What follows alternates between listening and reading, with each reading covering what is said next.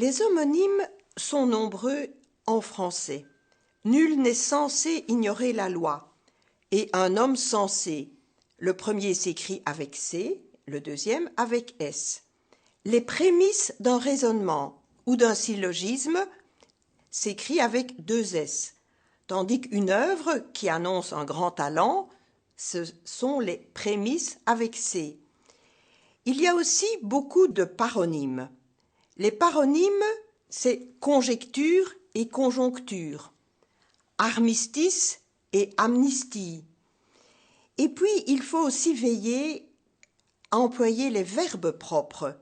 La loi stipule. Non, ce n'est pas correct. C'est le contrat qui stipule. La loi interdit, prohibe, exige. Donc, les juristes se plaisent, et ils ont raison, à mettre beaucoup de clarté dans les textes.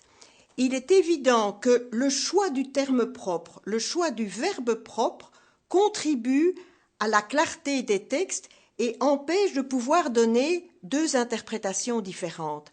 C'est ce souci qui nous a guidés pour rédiger ce livre en ayant chaque fois des définitions très précises, illustrées par des exemples et puis souvent un ajout de commentaires juridiques.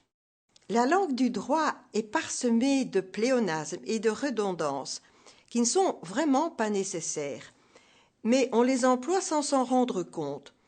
Lorsqu'on parle d'un premier promoteur, promoteur dit qu'il est le premier. Les sévices corporels sont nécessairement pour le corps. Collaborer ensemble. Dans collaborer, il y a cum laborare qui donne déjà l'idée de ensemble. Voire même, et le même est inutile. Je préviendrai le ministre, voire le président, ou bien je préviendrai le ministre et même le président. Donc, ces pléonasmes surchargent inutilement la langue du droit. Un autre domaine, ce sont les anglicismes. Je ne donnerai qu'un exemple, mais il est très fréquent, c'est l'emploi de coach.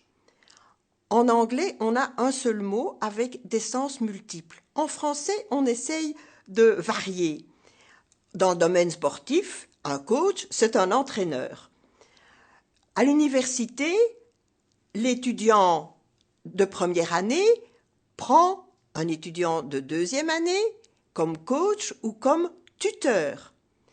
Et dans l'entreprise, dans le domaine des affaires, nous avons trouvé un substitut excellent.